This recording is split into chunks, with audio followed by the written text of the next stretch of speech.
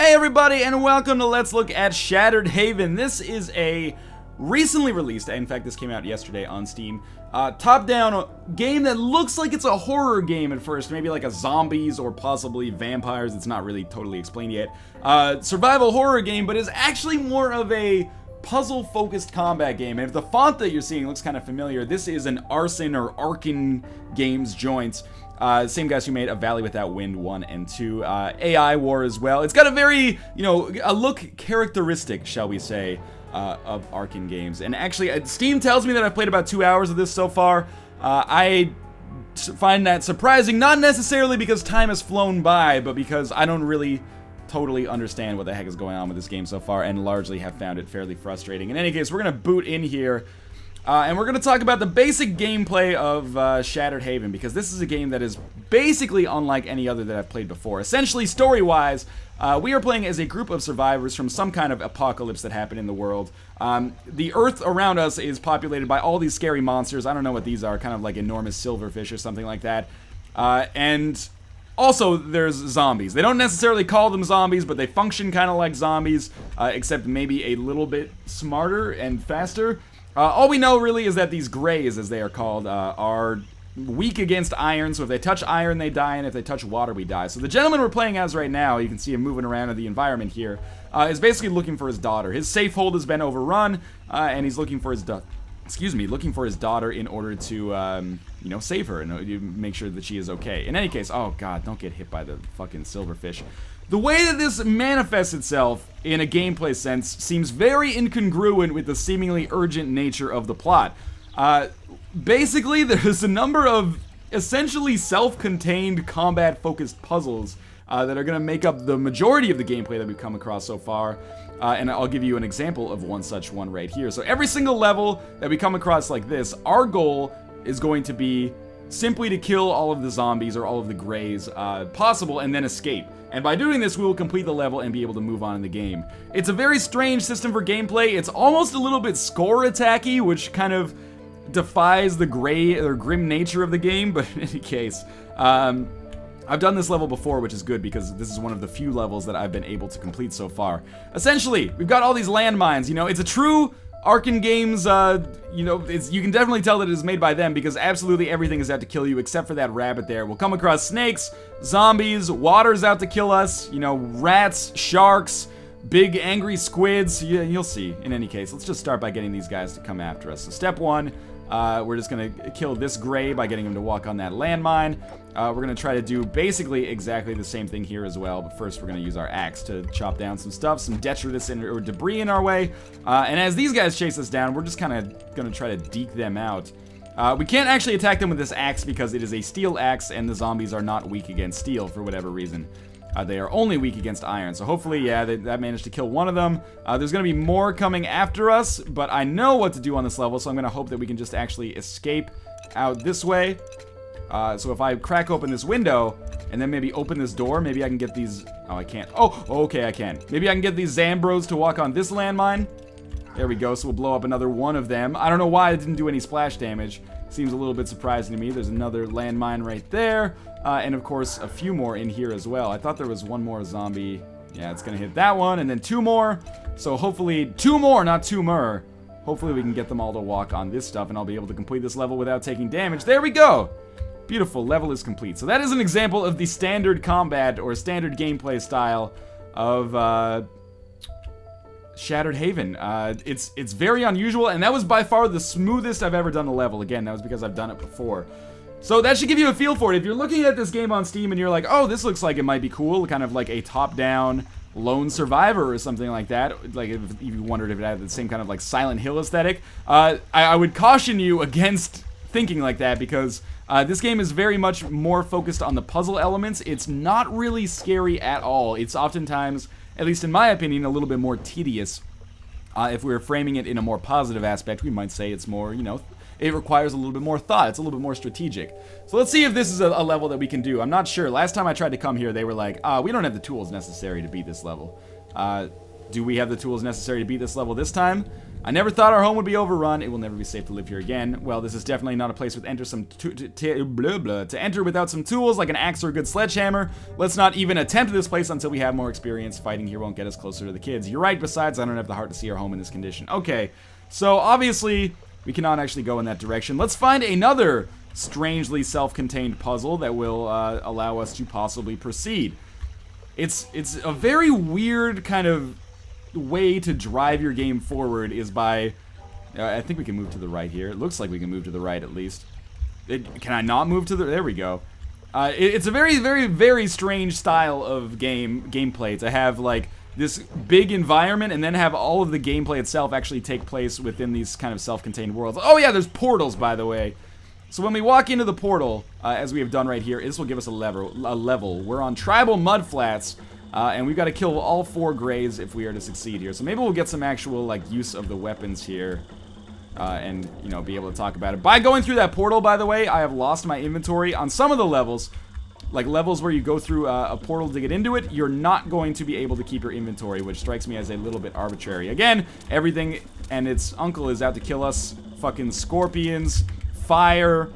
If we go in the water, we'll fall in and take some damage. There's basically everything that you could possibly, you know, interpret as an enemy will be an enemy. Oh, there's a scythe over here that I don't think I've ever seen before. Alright, so we're going to pick this up. This tool will allow us to probably chop down some thorns, maybe. Yeah, we can chop down these thorns. I don't think we'll be able to kill the scorpion. We can at least keep it at bay for a couple seconds. Now, the problem is, again, this scythe won't do any damage against the Greys. What we really need to do is make sure that they walk into these iron tacks. And in doing so, that'll kill them. I could also get them to walk in the water, but I've never actually succeeded at that. So we really just don't want the scorpion to walk into those iron tacks. If that happens, then we've made a terrible mistake. As it did right there. There should be 6 iron tacks, though, so I can afford to make that mistake a couple of times. So there we go. Zombies managed to get that one. We are fairly close to death, mostly thanks to these scorpions. Again, the zombies, not actually the enemy you have to worry about the most. You actually have to worry about the... Oh, I don't have any tacks left. You have to worry about the... goddamn environmental hazards above all else, which is another reason why I find this game a pretty frustrating endeavor so far. So we've only got 1 left to kill. 1 more hit will cause me to die though, but we can always just redo the level. Okay, we've managed to succeed there. Please just walk on this Grey, and then we'll see if we're actually able to complete the level. This is something I've struggled with so far. Sometimes we just walk out the same way we came in. Sometimes we have to look for another portal, and, you know, things are going to change. Oh, there it is. Okay, we're actually going to be able to complete this level for the first time. And then we can come out here, and there's a scoreboard. It's, hey, honey, I realize we haven't found our daughter yet, but check it out. I just set a new best score on Tribal Mudflats. You know, I mean, it's very video gamey, and that's not necessarily a bad thing innately. But at the same time, it does seem a little incongruent with the, you know, the nature of the tone of the game, shall we say. To get a gold level marker, you must complete the level and all its bonus objectives in a single attempt. However, unless you're the obsessive type, you probably won't enjoy trying to get a gold on every level right from the start. Achieving gold completions provides a more advanced challenge, which is probably better attempted after you have had practice in the harder areas of the game. Again, very video gamey. Not necessarily a bad thing innately, but is very, very strange considering that this is trying to go for a more survival horror-y type element. What does this piece of paper say? Did you know you can see your current objectives by using the goal buttons? You can see the objectives for a level you're about to enter by reading the level marker for that level. Alright, let's go. Honey, let's come out. No, the daughter can wait. She's 14. She's totally self-sufficient. Okay, switch maze. Oh, fuck this level. I am glad I found this again so I can show this off. Whenever I have largely negative impressions on a game, in order to be somewhat responsible, because I realize that my opinion is going out to a reasonably sized audience, I usually take to Twitter and I say, hey, has anybody else played this? Am I missing something? Like, you know, feel free to illuminate me as we pick up this lantern. I thought that was incredibly clever, obviously. Ahaha. Feel free to illuminate me on what I'm doing wrong, and teach me a little bit about how to play the game. And everybody who responded to me about Shattered Haven was like, man, I am not having a good time with Shattered Haven so far. So, that is, you know, not only my experience so far, but basically everyone that I've talked to has kind of expressed the opinion that Shattered Haven is a very, very strange game. Oh, is this an item? But also, oh, that's a wall sconce. I should light that, yeah. A very, very strange game that is also sometimes perhaps a total mess. And this is a level where I have perhaps found it to be a total mess so far. By the way, those sconces, I missed them on my first attempt because they're so borderline invisible. But we're trying to solve a puzzle here. I've never been able to complete this level. I'm hoping that this is the rare exception, and where I'm playing a puzzle game in a video and I managed to solve the problem. So here's the deal. We gotta try to get to the exit. Obviously, that's that portal over there on the left side. But we want to get the sledgehammer as well. I believe the sledgehammer might even be borderline necessary for us to even finish the game. How am I supposed to... There's like a big wooden block there. It might be necessary for us to finish the game. And if that's the case... Can I bust through this wall? What does this sign say? You can use a sledgehammer to break through suspicious-looking walls. Yeah, but how do I get to the sledgehammer? Maybe there's something I'm missing up. We're gonna, again, continue looking for wall sconces, I suppose, or torch sconces that are not lit. Oh, I've never actually seen this opening over here on the side. Let's crank this switch open. And then that's gonna open this somehow. There's an exclamation point over here anyway. So let's come down here, I guess, and nope. 1 second. I feel like for once I actually have made progress. Hey, there we go. We got the sledgehammer. So it's of no use against enemies right now because it's made out of steel, and again, grays are only weak against iron. Then we should be able to mash this down. There we go, and then we'll open this, and that has opened another switch for us. Again, keep in mind we're playing a horror game right here. I wish the game kind of lampshaded it, is what I'm maybe trying to get at. I wish the wife right now would just say like, honey, isn't it super weird that we're looking for our daughter, but now we find ourselves trapped in this supernatural fucking switch maze? I just wish there was a single line of dialogue like that. It would make me feel a little bit better about the whole situation. Recall, by the way, that this is basically like one of the earlier levels that we're actually coming up against. So the fact that I'm struggling so much to succeed here strikes me as a negative. But again, as always, that could be a personal issue. I guess we're gonna go down into this manhole and then come out on this side. It's kind of like whenever you would encounter these like weird dungeons in Pokemon, right? Like, I didn't even know we could come through here. Is that a secret passage or something? You know, it's frustrating, and you know, that's probably the worst part of Pokemon, at least from my perspective. But it appears that we're actually gonna be able to succeed here. So you know, if you're Ather Games, you're the guy I was talking to on Twitter. Here you go, motherfucker. Turns out I am almost the world's greatest player. Don't hit me with... And where's that fire coming from? I probably shouldn't count my chickens yet because we're not out of the woods and other various Northernlion comments. What is this piece of paper trying to say now? Can we come back up here and check that out? New discovery map. Maps can be picked up, laid, and even set on fire. However, you're much better off keeping this important paper from the flames. While holding the map in your inventory, all hidden items sparkle...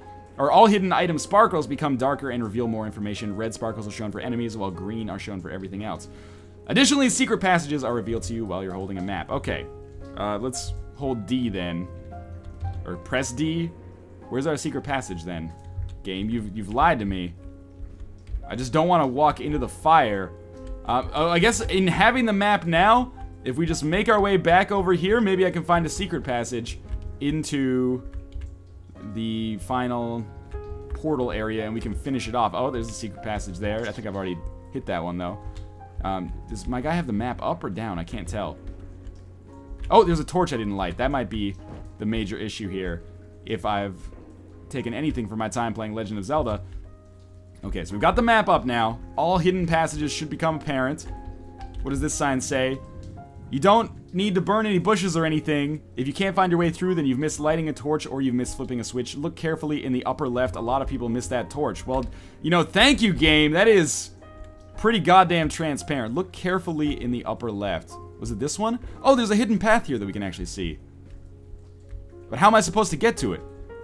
Like, I can see that those trees are not real. But I don't understand how... Okay, so we gotta... Oh, goddamn. I didn't burn the map. Okay, we're good. So now I gotta go around and, I guess, tediously look for this last fucking torch or switch that I've missed.